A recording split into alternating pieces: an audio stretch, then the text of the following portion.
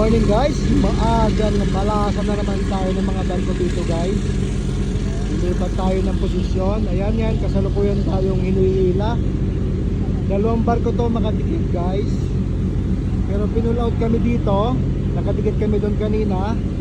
Pero ito magkadikit pa rin itong dalawang barko. Hinihila yan. Lakas humila nitong skip na to. Ayan. Sa kabila naman, ganun din, dalawang skip yung humihila. Yung isa.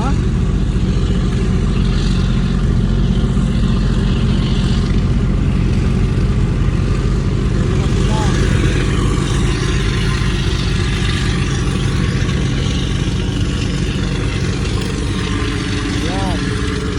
Doon kami pupunta sa kabilang yon. Doon sa site na yon.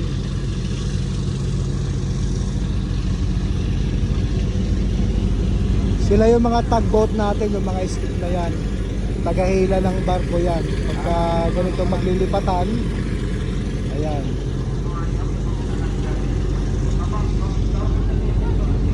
Pagkadikit ito, hindi ito umaandar na ano, hinihila lang talaga sila.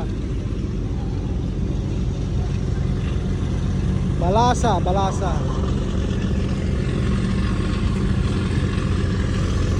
Medyo maambon-ambon. Magandang umaga sa inyong lahat guys. Ayan. Lipat muna kami ng posisyon.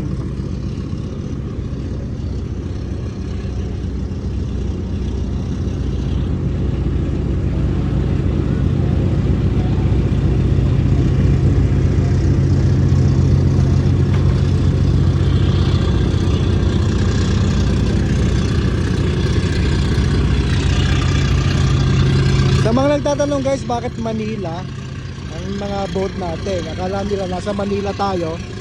Pero registered kami ng Philippine flag kami. Kaya Manila yan. Sa Manila nakarehistro. Sana nasagot doon katanungan nyo. Malakas sa Manila ha.